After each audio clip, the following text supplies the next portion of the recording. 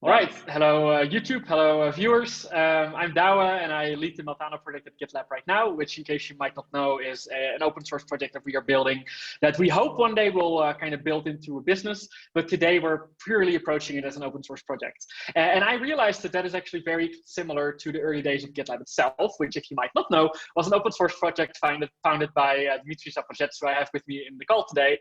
So I thought it would be useful to chat a little bit about what those early purely open source days of GitLab were like, way before anyone ever started thinking about, hey, maybe there's a way to build a business around this that then will then support the open source project. Because of course, in trying to make Montano successful and getting it to a similar place as GitLab, we're gonna have to go through a similar open source project journey. And Dmitry is the expert, especially on the early days of GitLab. So Dmitry, would you like to tell me a little bit about, the kind of things you did that really helped with gaining traction, getting contributors going, and what you think were kind of the core things that ultimately contributed to the whirlwind and exponential kind of growth that GitLab went through, which of course led to it starting in 2011 as an open source project. And then of course we raised funds in 2015. And since then it's just been to the sky and beyond. But what happened in those first few years, and what do you think were kind of the key factors to success? Okay, sounds good. So I'll talk about first 1.5 year before we collaborated with Seed and started to work as a more organized entity. Before that, so GitLab started as a public a project, as a hobby project, but we decided to share it and basically publish it as an open source project. So first of all, we needed a platform, right? Back then, GitLab itself was designed for self-hosted only. So we used GitHub as an open source platform to publish it. And back then they had stars. I think they have them now, probably. So it was a good initial tool for traction, because the more stars you get, and the growth of stars over time give you the idea of the interest to the project from the engineers. And since GitLab is a tool for engineers, it's exactly what I was looking for. So GitHub stars as a data, as an instrument to measure the traction and the growth of the attention from engineers. And the second part is getting getting people involved. And for that, I used Reddit back then. So I was reading posts from Ruby subreddit, and that was my first thought. Back then, I was like, how about I just publish a link to the subreddit, to the Ruby subreddit. And the logic was next. It's GitLab is written on Ruby, right? So it's if I publish it in the Ruby subreddit, I'm potentially expose it to the engineers who can contribute back. And the idea was here is a triangle. So there is a GitLab as as a tool, as a software. There is a GitHub as a platform where I distributed it, and stars as something to measure the traction. And there is a subreddit, Ruby subreddit, where actually developers went to read about some news in the language, in the frameworks. And there was post about GitLab there that was saying here is a tool that is written in your favorite language, and here is a possibility for you to contribute to this tool since you already know the language and the framework. And on these 3 points, there was it was first 1.5 year based on there. It was developers came from Reddit first. Most of them has an account on GitHub, so they go on GitHub. They created an issue, contributed new code to the GitLab itself, and then I deployed GitLab to my private server. And people who were more eager to participate or more persistent, some people come and go, they made an improvement, made a fix, and then move on with their life. Some were sticking for longer, and I just created them account on self-hosted instance, which I you may know as dev.gitlab.org, which was basically a somewhat a staging back then because it was deployed from the master every night. And yeah, basically if it's broken, then you notice it immediately in the morning. So maybe it's a bit messy story itself, but that's how first 1.5 year passed for me. Yeah, that's good. And I have a question immediately. So you mentioned that you went on Reddit to the Ruby subreddit and people there found it and were like, hey, this is cool, I can contribute to this. So what happened is that did you first attract people? You kind of went to the potential contributor community, and then people became contributors and users. With Meltano, we have a slightly different situation where, of course, with GitLab, every programmer is a potential user. So you can go to the Ruby community and you know that basically everyone there is as well a potential user and a potential contributor. With Meltano, since we are building a tool specifically for data engineers and data teams, if we go to the Python subreddit, for example, there will definitely be some people there who will be like, hey, this is a cool project, I'll contribute to this. But the overlap between people in the Python subreddit who will be users and contributors is different in the sense that only a small amount of them might actually be interested in as a user. So then they would also be less likely to be interested in it as a contributor, because of course you're unlikely to contribute to something you're not going to use. So what we are finding right now is that the places where I'm kind of trying to get, gain traction from Montano are the data engineering subreddits, for example, rather than the Python subreddit. But in the data engineering subreddit, not everyone is a really confident like Python programmer who is like, hey, this is cool, I'll start contributing to this.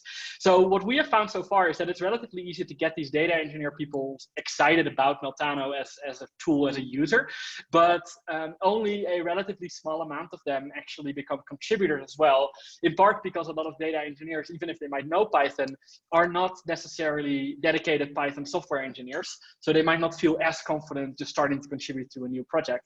And it means that in the communities where we can find users, not everyone is automatically a contributor, while with GitLab it seems to kind of have been the other way around, that you first went to the place where you knew the contributors were, and they happened to just all be users as well. So is that kind of what it looked like in the beginning, or did you also have users who found GitLab because they wanted to use it, but then if you ask them, hey, this bug report is great, do you want to try to fix it yourself? They would be like, sorry, I don't speak Ruby. Like, what was the point at which you started getting users who didn't also convert in contributors? And was that a specific moment you remember, or did that never really happen because you started out by attracting contributors? And of course, GitHub and the flag system also kind of helps with that. It's not a very clear question, but do you kind of know what I'm getting at? Yeah, in a way. Like, let me answer and see if it helps. So, first of all, I didn't seek users. That was not a point of interest back then for me, because what I wanted is I wanted, a project to grow not through adoption but through development. So I looked for people who can actually contribute, help me, and unload myself. For users, I followed a more basic approach. So I put an empty gem into the project itself, and then on the Ruby gems, it just showed me how many times the GitLab was installed. So I had this counter that was always growing, and then every time I wanted to reset statistics, for example, with new version of GitLab, I just bump this version of gem and collect a statistic again and see if it's growing and how it correlates with previous version. So for me, that was enough for measuring users. It's like I was more targeted towards engineers. I also had a Twitter back then for GitLab, and I was again, because developers and users are the same thing for GitLab. It's always like your excited users are also developers, but not all of them contributed, of course. But I used Twitter to kind of engage people. Like I made blog posts, but blog posts didn't it's read only. They come, they read, and they go.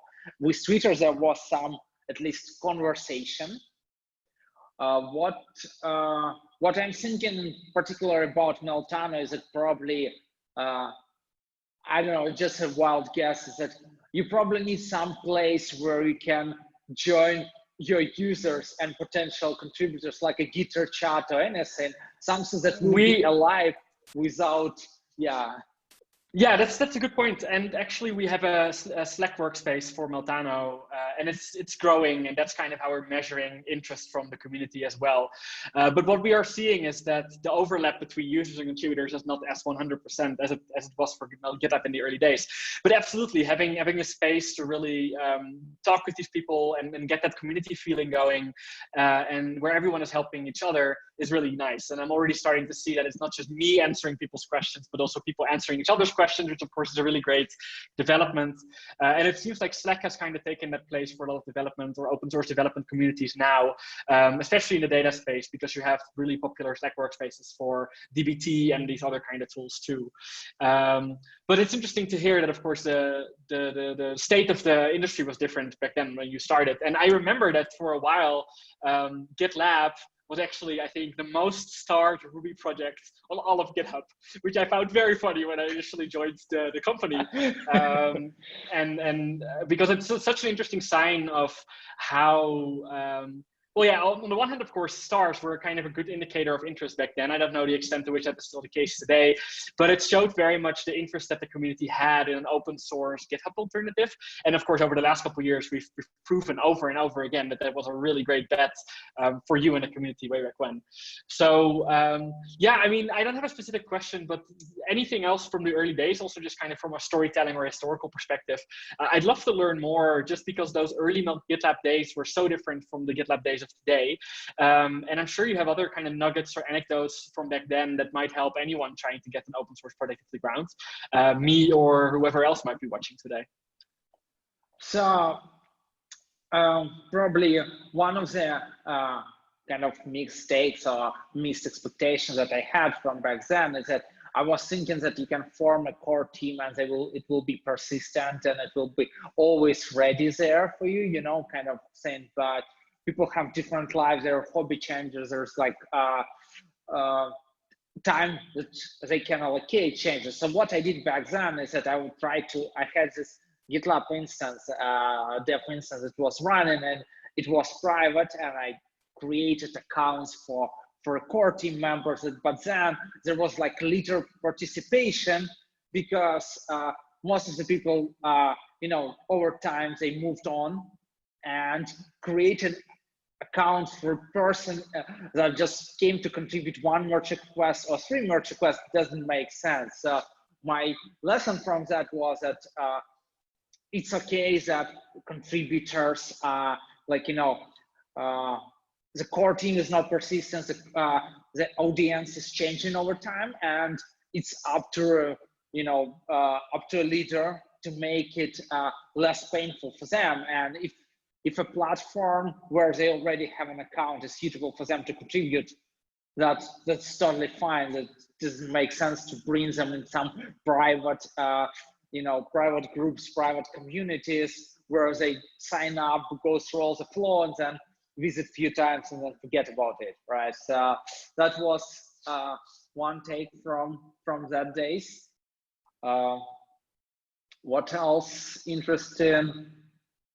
Yeah, screenshots, like blog posts with screenshots were really a thing, and you know, persistence with releasing was really yeah, it still is a great thing, and it serves GitLab food by now. What else? What is the point at which, was there a point at which you kind of saw a change in the audience of GitLab from these kind of Ruby developers you started with, who were both contributor and user at the same time, to a more broader developer audience where there must have at some point been a lot of users asking questions or suggestions who were not themselves actually Ruby programmers, and then not themselves actually able of scratching their own itch to the extent that the early users would have been. Do you remember, was there a specific kind of point where you felt like, wow, we're getting a broader, wider group of developers who are just coming to us as users, giving us feedback, rather than people who really felt like they were also part of the actual developing GitLab community? So in first few months, I had a lot of messages and issues from people who were administrator in non-for-profit organizations. I installed GitLab just because it was the only way for them to have such a platform. So that was first spike when I actually noticed, like, hey, it's not only about Ruby developers. They could not contribute, but they just expressed excitement and saying like, hey, it's great that this tool exists and thank you very much, and we are using it, and we use it for students, we use it with like teachers or scientists, and we are super grateful about it. And I think some of them created issues in GitHub, but there was like a lot of such communication coming through the social, like Twitter. Everyone, like not everyone, but a lot of IT people, like a lot of kind of tech guys back then had Twitter accounts. They expressed their excitement. Also emails. There's like, it's always great. There's an explicit email stand behind the project, because there was like a lot of like things like, hey, we're using, like, hey, where we can find help. Hey, is it like, is it a real thing? Is it going to be development? Is it fine? Like, if, like we want to install it, but we are scared that it's like, it's one day project and such kind of things. So emails helped a lot in like, bringing the confidence to these people. When else was a spike? I think another important thing is my friends like starting to say that they're using GitLab with their companies.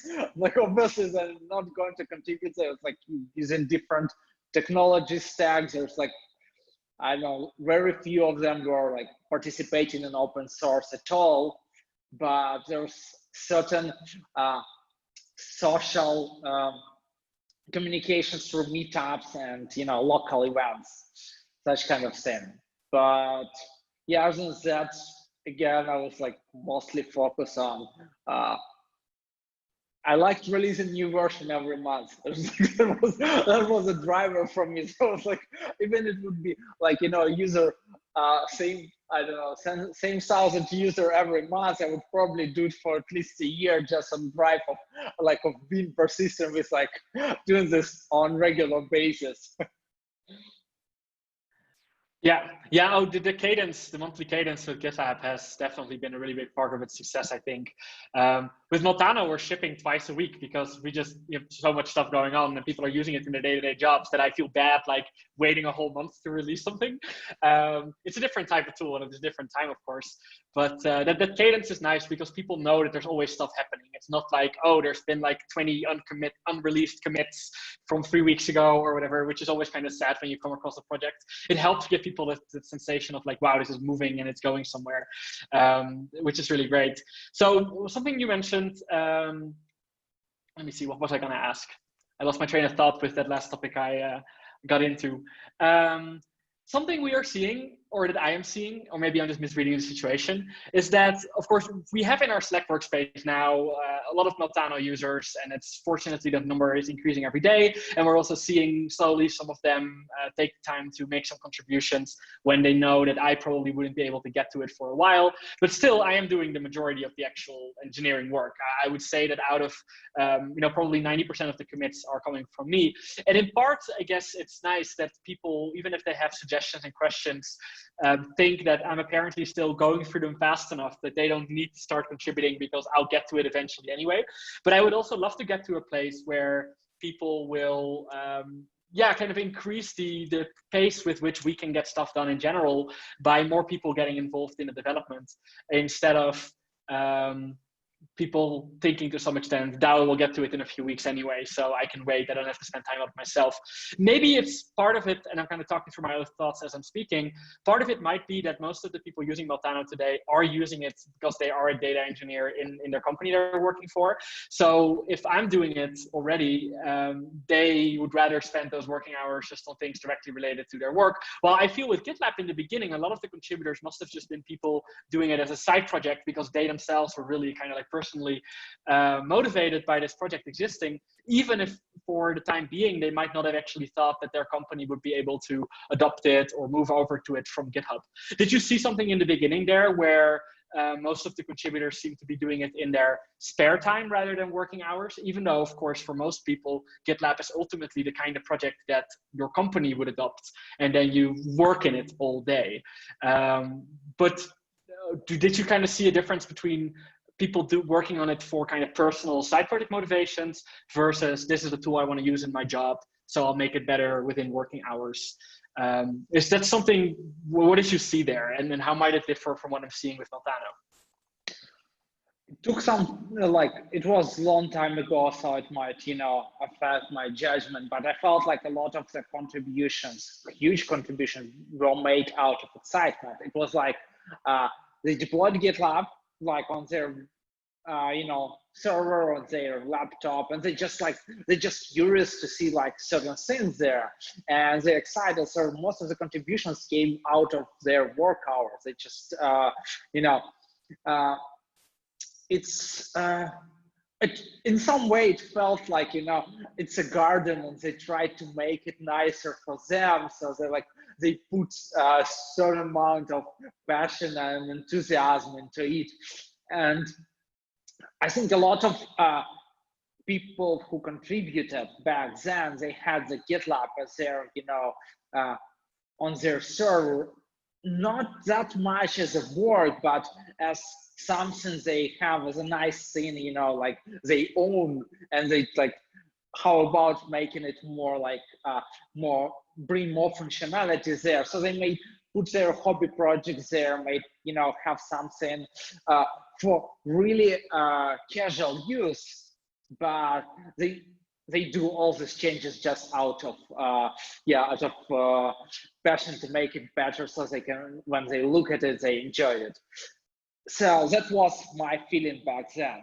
And about Meltano, from, as you said, you have the data analysis people who use it, you have Python developers who might contribute to it, but they might not be the target audience. And I'm wondering, is like, how you, is there a point when you can think of use case for Meltano which can be interesting for developers? You know, like with Raspberry Pi is pretty much, I know it can do everything, but in the end, most of the people have it just, you know, stored in the locker, just covered with dust, because there's like, what you will do with it. And what is interesting with Raspberry Pi, there's a lot of articles like 10 examples of what you can do with Raspberry Pi. And there's like, I don't know, media center, or just brew your beer with Raspberry Pi, or whatever crazy example. And I'm wondering if there's like 1-2 use cases for developers that where they can use Meltano, so then when they play with it, when they actually incorporate this usage, they might be more, you know, motivated to contribute to it. I think that's a good point, and I've actually thought about that a little bit as well. So right now, to be clear, you know, we are specifically targeting Python data engineers who already know that they want to use open source technology to build a data pipeline. While of course, a lot of data engineers at companies just go with some of the like off-the-shelf commercial tools. And there already exists some communities of those users. So I kind of know where to go for the people who will both be excited about Montano and who actually speak Python. But I agree in getting like the general developer interested in a tool like this, who might not actually be a data engineer in their job, there are definitely a couple cool things we can do too. Because ultimately what Montano does is it gets your data from, you know, various databases or APIs or whatever into a central location, so you can do whatever with it, like analytics or dashboarding. And of course, there are a lot of SaaS APIs that people don't necessarily use in their jobs. So we're not talking about, you know, Facebook ads or Salesforce or Zora, but imagine that you could pull in the data from Goodreads, for example, which is an example I keep using because Emily Scario, one of our colleagues, she actually uses Goodreads to track which books she's reading and her progress through those books, and then compares it against her goals. So kind of the personal data analytics story, where you might look at your Goodreads data or like your WhatsApp conversations because you want to know whether you or your wife uses more emojis or whatever. There are definitely stories where if you tell people, hey, just pull all of your data out of these services you're using and see if you can get some interesting insights out of it. For example, if you use your to-do app and you connect it with Meltano, it might be able to give you a dashboard on like which days are you most productive, which times of the day are you most productive. And I know that various to-do apps offer that natively, but it would be cool if Meltano kind of allowed you to pull any data out of any API, even if it's for personal use, and then give you some cool insights for yourself. Still, cool insights don't necessarily directly result in, you know, kind of a life improvement for yourself, but of course developers care about data even if they're not a data engineer.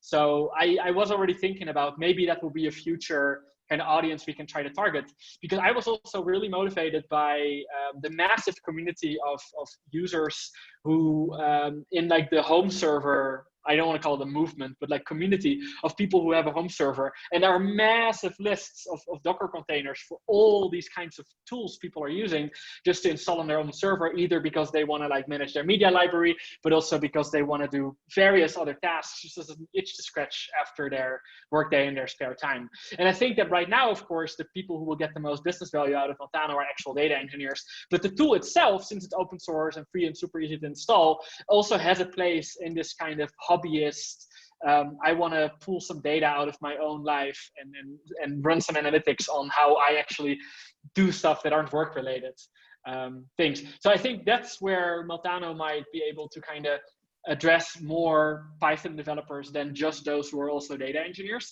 But also I feel like that is a couple of stages away in terms of where our focus is going to be, because of course in the long term, the problem we're trying to solve is a problem that data engineers have primarily. But then again, if the priority should be to get more contributors involved, then addressing a broader developer community might, of course, have its own advantages too. I'm just kind of realizing how lucky you were with GitLab, in which every potential contributor was automatically also a user, and literally every programmer in the world can get excited about GitLab, which is a little bit harder with a slightly more niche or focused tool like Meltano. I was going to ask, like, when you started GitLab originally, the idea of an open source Git hosting platform, of course, was not necessarily new, and you had tools like GitLite that did a little bit, of course, of what GitLab grew out to be. But were there other open source projects at the time that had similar aspirations that GitLab had? And I'm not talking about the end-to-end DevOps cycle aspirations of the GitLab of today, but just the idea of a self-hosted Git platform that actually works and that people would want to use instead of, for example, GitHub or one of these other players. Did you have competitors in the early open source days? So back then there was one open source project that was, doing pretty much the same, and I wanted to use it first. Before writing GitLab, my goal back then was like, I wanted just, the tool on my VPS that can do pretty much what GitHub does, even less of that. Just I wanted open source and I wanted self-hosted. And there was, I don't remember the name of the project. I think GitLab acquired it in the end. But the point is that I went to the project and I want to install it, but there was like, I remember a lot of frustration because there's some documentation about installing and it was unclear and it was really complicated. And my first initial reaction, it was not selling itself. So when I look at it, I felt like as a Ruby developer, for me, it's easier to write down a Rails application during the weekends and spend the same weekend set up in this tool, and then afraid is that, like, I won't be able to even repeat the same thing on another server. So there was somewhat a competitor, but it just, I didn't consider it a good investment of time. And again, I was probably spoiled by GitHub, by how UI was nice and many other things. So I was like, I just I felt like it's easier to build something new than to stick what was existing on that time. Yeah, and thanks. That's really interesting. And you mentioned a couple of core things, like the product needs to kind of sell itself, and installation documentation and everything actually kind of needs to work on the first try, because there's nothing more frustrating than getting to step in an installation guide and already reality doesn't quite match what the screen tells you it should be doing. So yeah, I think those, obviously the fact that GitLab did both really well, like it did really well at selling itself. Like you said, there was screenshot in the blog post, and in general, it was really clear to users that you would get a similar experience that you're used to from paid tools. Maybe not today in every sense, but especially over time, if we all just band together and do it.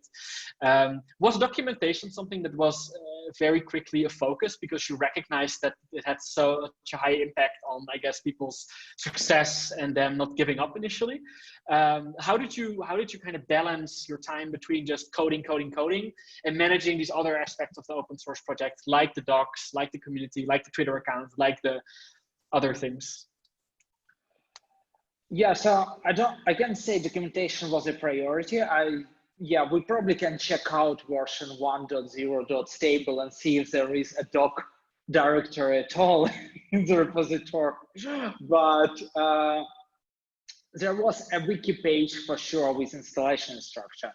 What I remember that I had a website on Twitter, Bootstrap, I think. So there was some, at least kind of, it might be not really well looking, but it has this modern approach to the website and has a Twitter account and everything. And I did put sometimes there, I had a Twitter account opened all the time, and I had this thing with blog posts every month, and I posted screenshots in Twitter account like, hey, do you like this design? Hey, do you like this feature? And kind of like,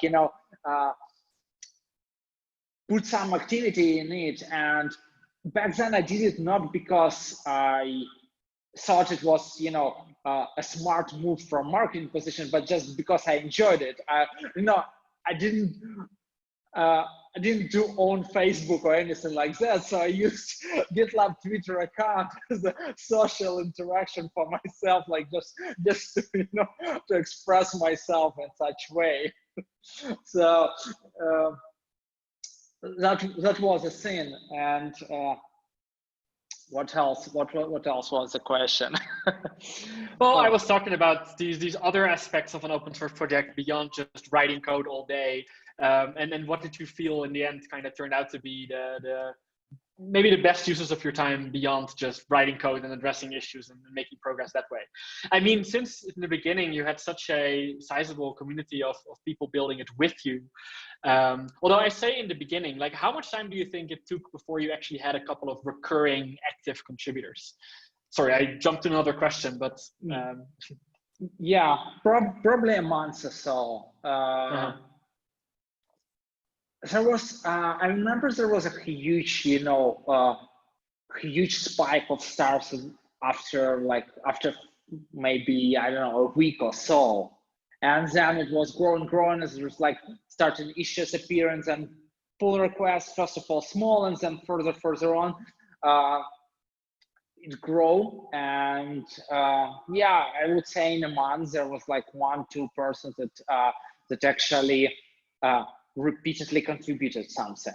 So that was, as you mentioned before, it was really lucky to have like your users and developers to be the same people. Yeah, it definitely helps a lot.